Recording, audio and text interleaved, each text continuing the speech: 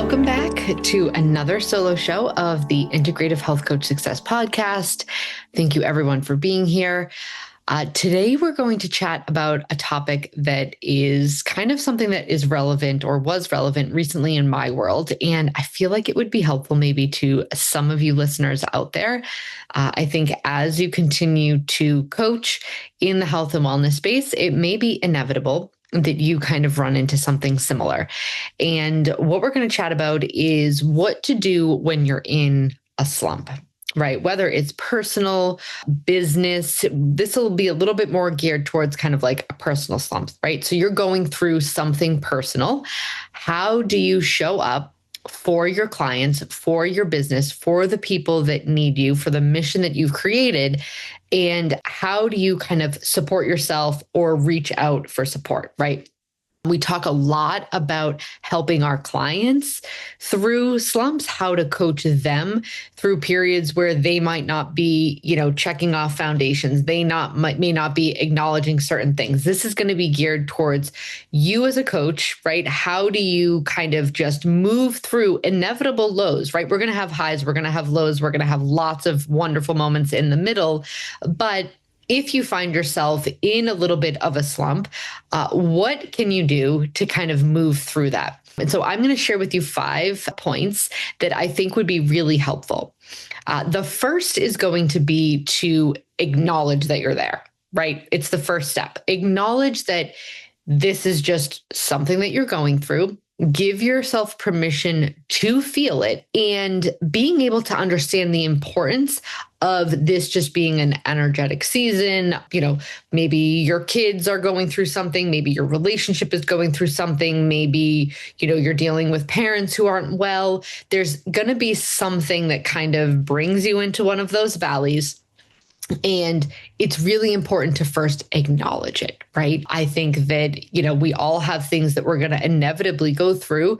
I remember when I had miscarried, I had a miscarriage and I was practicing.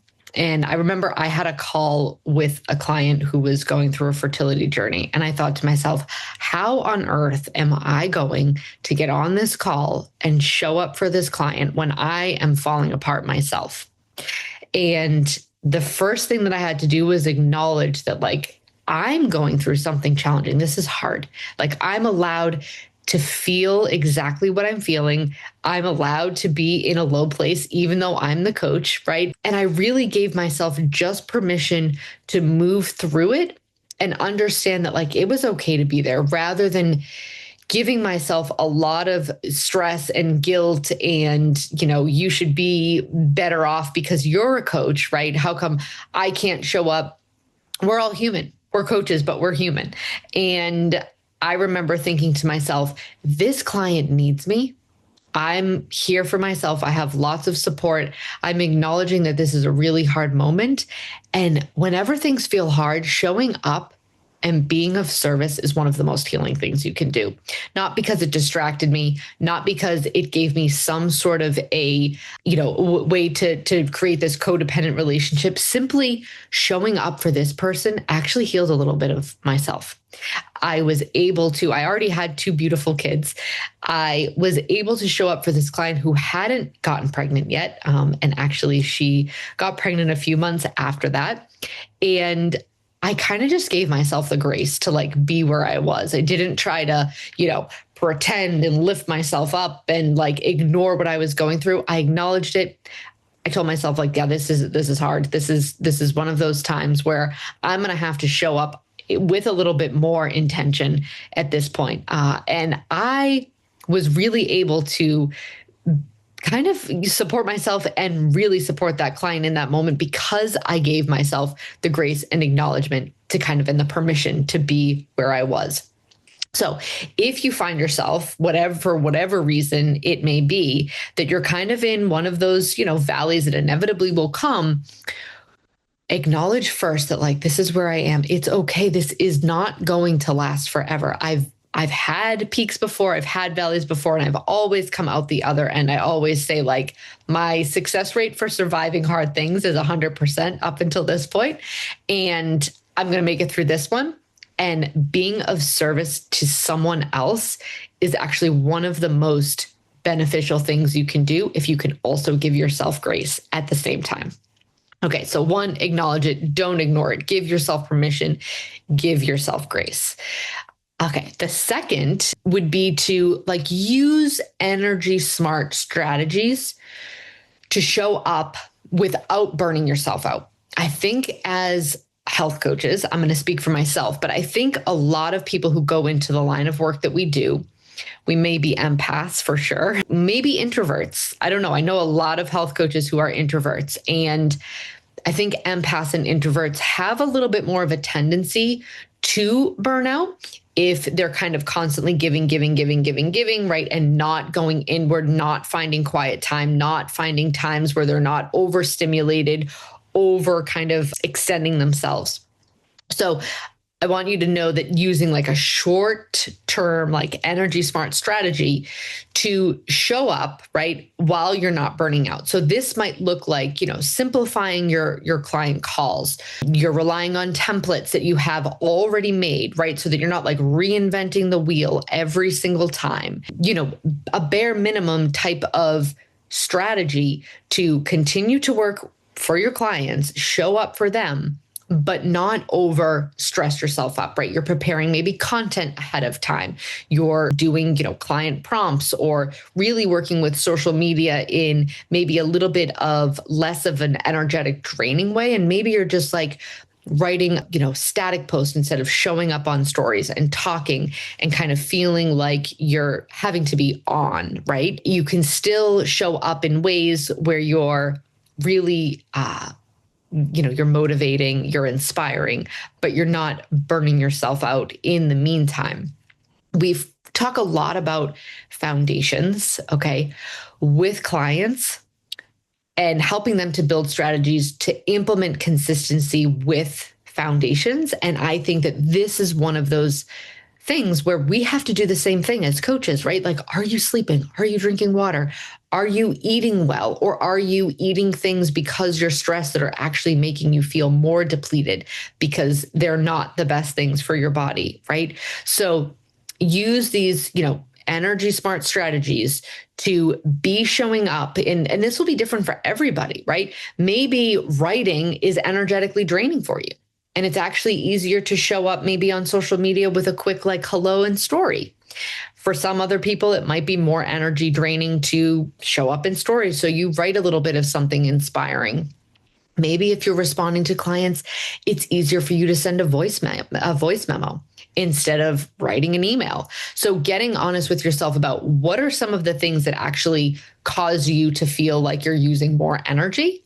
Make a list of what are my kind of smart energy strategies that you can implement on days where you're feeling like you don't have as much energy to show up as your full vibrant self, right? Because again, this is reality. All days, it's the matter of showing up, right? Even when it feels hard, but how can you do it in a way that you are still being effective in your business, but not maybe overburdening an already kind of lower energy state that you're in at the moment? Okay. Third would be to, be transparent without oversharing, right? We're not going to share everything that we're going through with our clients, but you can discuss authentically for sure on social media or even with close clients that, there is, you've had moments where you haven't felt 100%. You have times where things have felt hard and how you've moved through them. You can be transparent about kind of where you're at and still show up as your authentic self and still give to your clients what they need, right? I think there's something really trust building there when you don't pretend like everything is perfect. Now you give your clients permission to also have days where they're in a slump. You can share what you do to kind of bring you out of that. But modeling emotional intelligence and vulnerability will build that trust with your clients. And again, it's not that you get on a call and you fall apart, but saying I'm going through, some personal things right now. And these are the things that I'm doing to really make sure that I'm still showing up in a way that lifts me up and lifts my community up, lifts my business up, and supports my clients.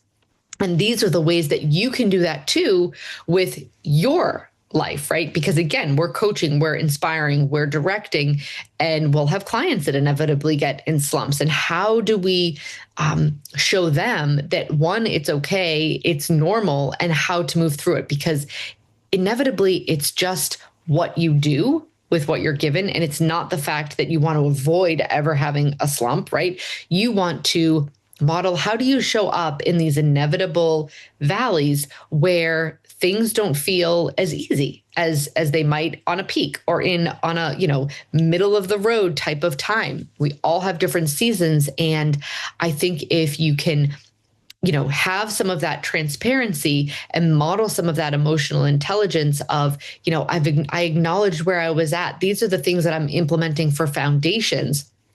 And you're going to get through this too, because I've been there and I've worked through it, and you're able to kind of bring that as a teaching, aspect to your clients. Okay, number 4 would be to really lean on your rituals and routines. Okay, so when motivation dips, as it always will, structure sustains, right? So maybe it's low motivation to show up on social media. Maybe it's low motivation to write your newsletter. Maybe it's low motivation to show up however you typically do for your community, your clients, your business. And routines and structure are what is going to bring you through those motivational dips. So, morning check-ins with yourself, journaling, gratitude journaling, breath work, things that ground you, things that we teach our clients, right? It is not what we do once in a while that builds our character, builds our resiliency. It's the little things that we do every day. Consistency in our structure is inevitably what changes health outcomes. It's what changes business outcomes. It's what changes relationship outcomes. It's what changes so much. And doing morning check-ins with yourself and getting honest about, okay, like what kind of a day do I want to have? What kind of a day am I deciding to have? Gratitude journaling is huge, okay? In dips, slumps, valleys, whatever you want to call them, there's always something to be grateful for, whether it's the lesson you're learning, whether it's all the things that you still have that are blessings, even though you're going through something hard. You want to create some of these almost like rescue rituals where they're small but repeatable habits that help you to restore your mental clarity and emotional balance. They are going to look different for everyone. It's taking a walk in the morning. It's doing your grounding work. It's maybe being diligent with your supplements. It's really, for me, my biggest one, I'll tell you what works for me, is processing my emotions. If I'm just going through something and I'm trying to muscle through it, it's not going to work.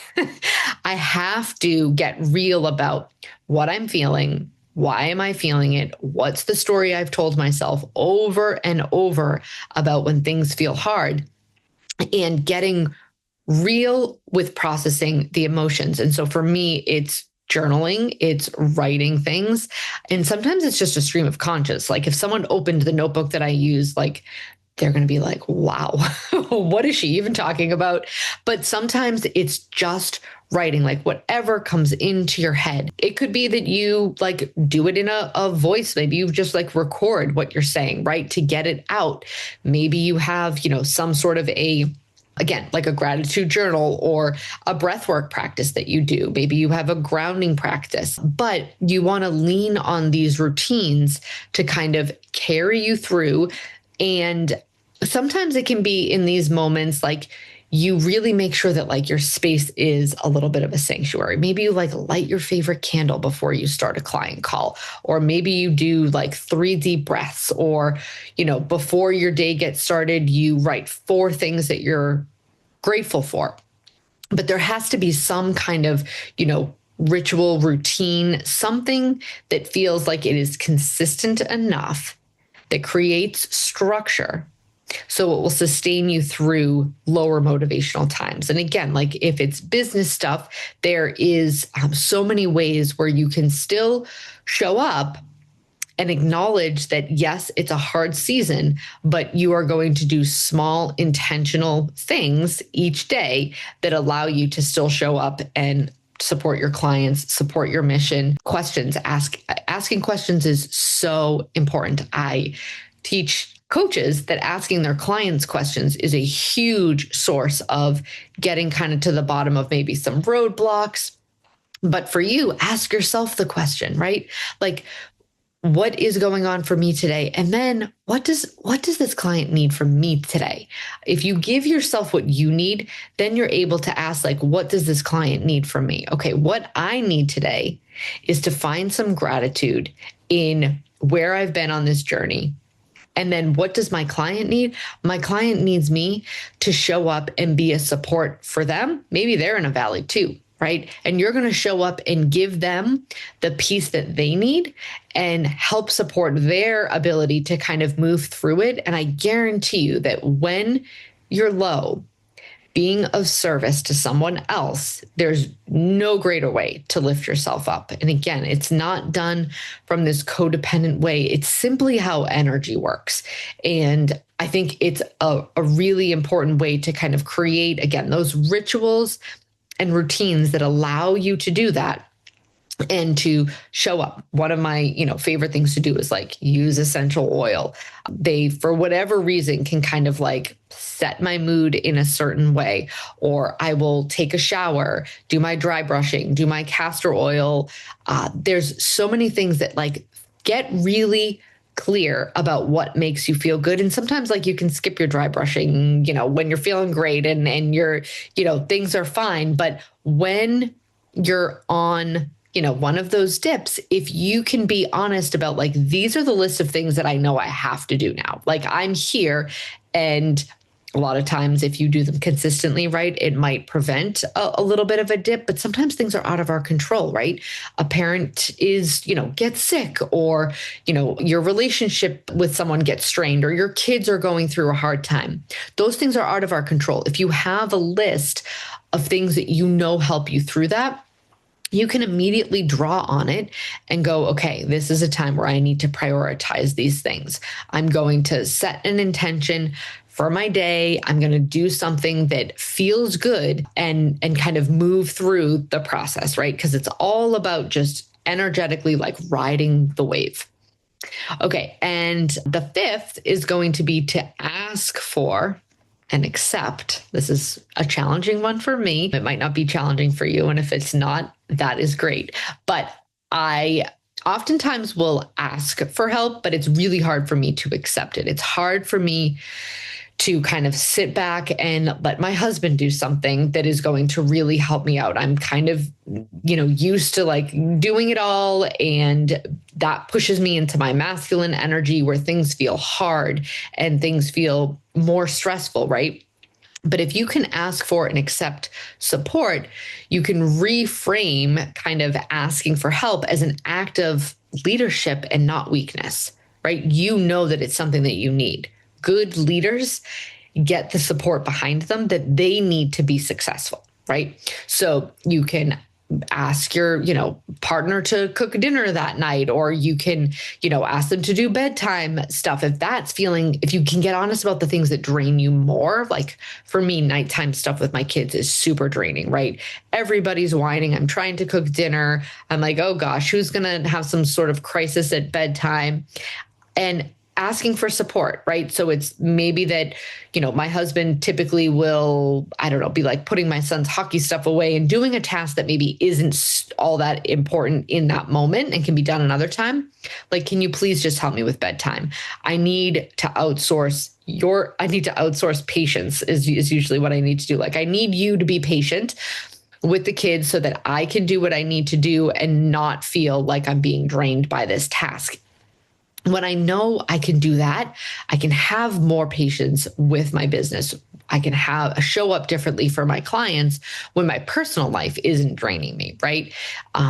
Building support systems, business, other IHPs who you can talk to about this stuff. But when you're not in an office with a bunch of other, coworkers, having connections with other IHPs, even if it's virtual, by phone, by text, is really beneficial. If you have a certain therapist or someone that you talk to, if you can get help with childcare, if that's something that tends to strain and drain your energy, or that gets to be more, some days being with all three of my kids is great. I have tons of patience, I have tons of energy, and then there's days where it's really hard to do that and do the stuff that I need to do for work. So I ask people for help. I ask my mom to take my kids out of the house just so I'm not overstimulated by noise. And again, if it all goes back to being honest with what drains you, okay, where you're at and what you need. And if you can be honest with asking those questions, if you can be honest with coming up with those answers, then you're able to solve the problem. You're able to get support. You're able to put in place routines and rituals. You're able to do things for yourself that are really important. Yes, on a lot of days, but more important when you're kind of in one of those slumps. And again, I think depending on what your life looks like and the things that might kind of what could bring you low, right? Or what is happening in your life at that moment, all of these questions and answers are going to look very different. But I think if you kind of focus on the framework of being able to ask for and accept support, letting go of maybe all of the things that like really create a lot of energetic output. What are the things that are like really, really draining you? The ones that are the biggest, asking for support on those so that you're not draining the battery, right? I think it is a really important step. And if you find it hard to accept support, ask yourself, where does that story come from, right? For me, I'll share, myself. For me, if I can hold it all together and I can do it all myself, like I'm more lovable. If someone doesn't have to help me, I'm better off. I'm, good enough. If, from my childhood when I had to kind of like hold it all together, I was praised for that. When I just like went off and did what I had to do, when I needed help, when I needed support, I was more of a stress to the family system. So why did I like grip to control, grip to perfection, do it all myself? And why have I carried that into adulthood? Because I told myself or I'm still telling myself a story that if I don't need anybody else, I'm less of a burden. When I'm less of a burden, I'm more lovable. It's not true. My husband actually really appreciates when I ask for help because he actually wants to help me. But when I'm not honest about what I need for support and I don't ask for it, he just does what he thinks is most helpful. And oftentimes he's wrong. So if you can be really honest about what you need for help and then accept it, and if the help is hard to accept, I would get really curious about why that might be the case and what you can kind of do to move yourself from a place of feeling like it's hard to accept the help to like, it's okay, right? It doesn't happen overnight. It certainly doesn't happen overnight. And it's uncomfortable to do things that have always been done a certain way, or you've always handled a certain way. Like you'll feel like a giraffe, like baby giraffe walking. Initially, it's going to feel kind of like not very, normal, but be honest with your support systems too, right? Whether it's a parent, right? I know a lot of adult parents, my age who have kids, and it's hard for them to ask their parents for help because maybe then they feel guilty or their parents act like, they don't have the time. But anybody else's reaction isn't necessarily a direct reflection of what you need, right? So I think, again, being able to ask for help is super important. We want our clients to do that, right? I tell my clients all the time, I am your support. I'm doing the things that might feel super hard for you so that you can move through this process and do the things that are most important. I'm going to show you the best foods to eat. I am going to help you understand what, protocol and what foundations to put in place so that you can just get up and feel like it's easy to move through your day with the structure that you have. It's no different than coaches. We have to find a way to outsource some things that might feel really challenging so that we can show up for our clients in business in a way that feels, like we can move through it with more ease. So number 5 is ask for and accept support. Now, I think that this kind of whole idea of, moving through a time where you might feel like you're not at your best, right? Again, we're going to have total peaks. We're going to have a lot of space in the middle. And then there's going to be times where life kind of throws us curveballs. And I think the most important thing you can do is truly just understand where you are and accept that it's a time that's hard, right? And I always say to my kids, like, yeah, this is hard, but we can do hard things. And how are we going to do it? Number 1, you're going to acknowledge and not ignore the fact and give yourself permission to kind of feel whatever you're feeling in this moment of kind of just a lower valley. You're going to implement and use some energy smart strategies to show up so you're not burning out. You're going to be transparent, maybe with anybody in your workspace, right? So whether it's other, coaches that you kind of talk to for support, or, telling clients that, you're having, a little bit of a, slump in your personal life, but you are so happy to be, with them to support them through their times. Again, mentioning and understanding how you're modeling emotional intelligence allows them the permission to show up and do the exact same thing. You're going to lean on rituals and routines, things like, structure of, all of the things that you do from a foundational standpoint to pour into your cup. And then 5 is going to be to ask for and accept support, whatever that looks like for you, whatever you need, whatever will help you to kind of move through things.